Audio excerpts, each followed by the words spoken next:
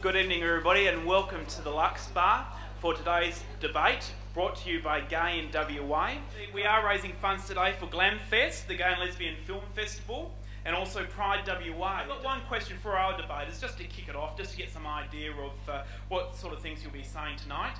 My question to you is, if there was one woman you could conceive to marry, who would it be?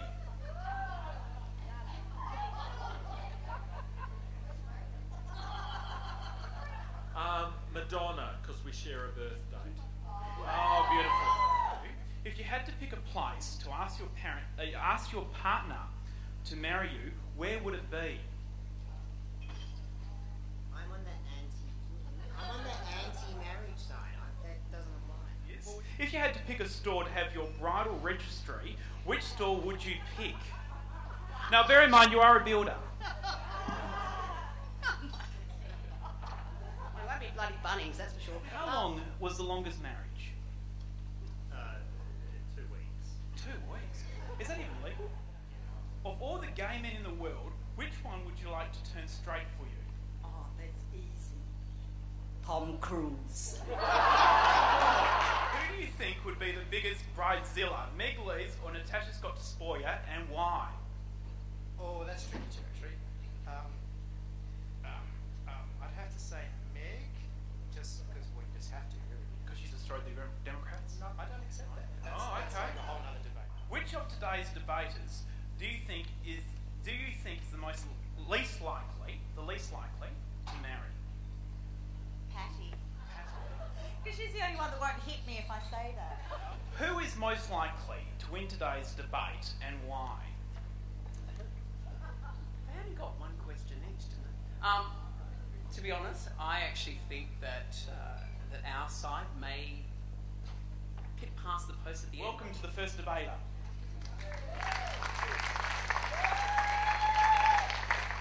I should start by putting it right out there. I'm against gay marriage. I don't want it. I don't want straight marriage either. In fact, I don't want marriage full stop. Thank you, I agree. I don't see why we should be hanging on to this antiquated relic that still reeks of misogyny and bigotry. Why we'd want to buy into an institution that was established so that men could legally own women. It gives kind of a whole new meaning to the leaning across the bar and saying, I'm going to own your ass tonight, doesn't it? See, I brought my Winnie the Pooh file to poo-poo my opposing team's arguments. And we will poo-poo them, don't worry. Ladies and gentlemen, have I got that right? When I asked a friend why he's anti-marriage, he said a wise man once told him, and I quote, "Why chain yourself to one cow when you can be out free milking and fucking the whole herd?"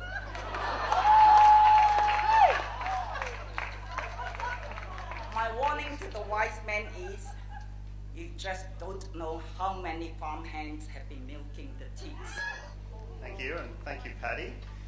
I think on behalf of our team, I'd like to say how good it is to have a heterosexual divorcee come along and argue tonight. After years of work, scientists and mental health experts have finally characterised this terrifying and frighteningly contagious illness. Acquired gay-related obsessive marriage disorder, or AGROMD, the two essential criteria that are the hallmark of AGROMD-positive people, is an irrational belief that one person can fulfil all of one's emotional, sexual and material needs for life, and an unrelenting need to have everything straight people have, no matter how fucking insane, stupid or unnecessary those things might be. And the statistics, my friends, are alarming. A recent survey on gay marriage found that 50% of gay men and more than 130% of lesbians might be suffering from AGROMD. I actually think this issue is really serious. I genuinely think the issue of marriage equality is serious. Because it's not about marriage.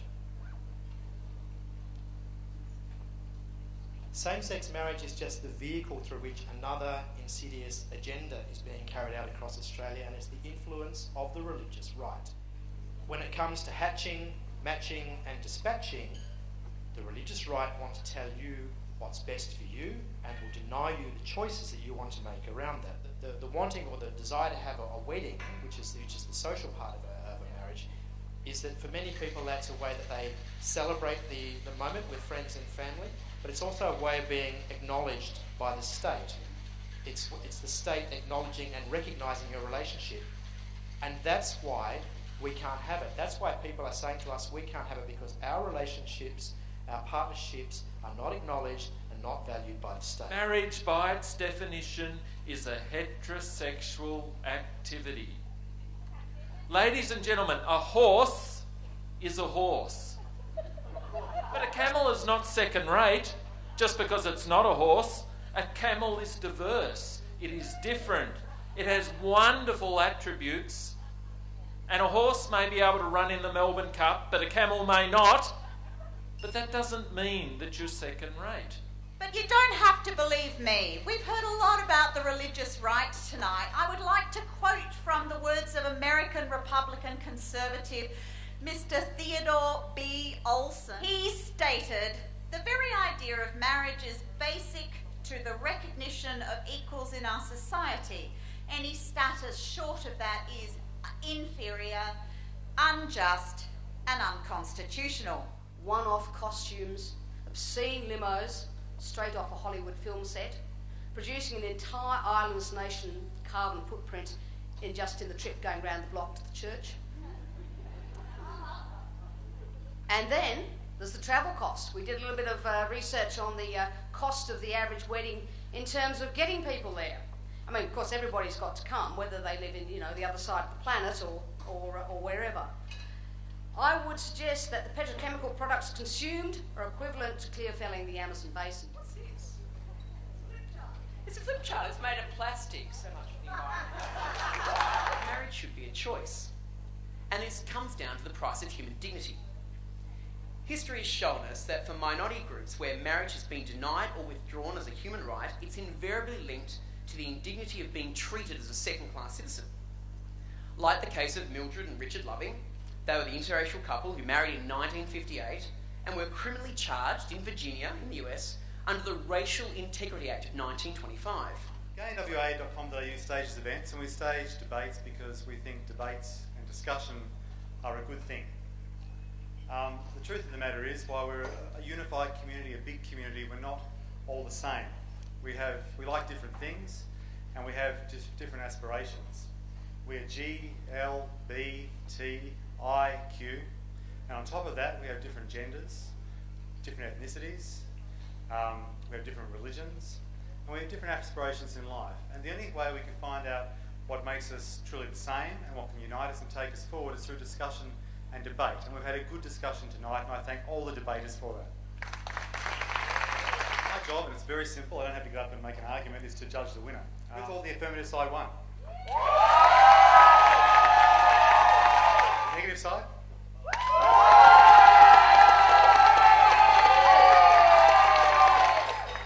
Look, it's not an easy decision. I'm going to be unpopular either way, but I'm going to declare tonight for the negative side in favour of marriage. As John mentioned earlier, tonight we're raising funds for two purposes. One for the Glamfest Gay and Lesbian Film Festival, which will be on again in April, this time at the Empyrean in Northbridge. But also we're raising money for Pride WA, and it's our pleasure to welcome some of the Pride Committee here tonight to draw the raffle. Thanks to Gay and WA for putting on this event. It's been great, very enlightening and entertaining, I think. Thanks for your support, and I think we'll just draw the raffle. Just been married. Orange D44. All right. Well done. Thanks a lot, everyone. Everybody, give a hand to John again. A wonderful MC tonight. I'd also like to thank all of you for turning out tonight. It's a great crowd, and you've enjoyed it a lot, and you've put a lot into it.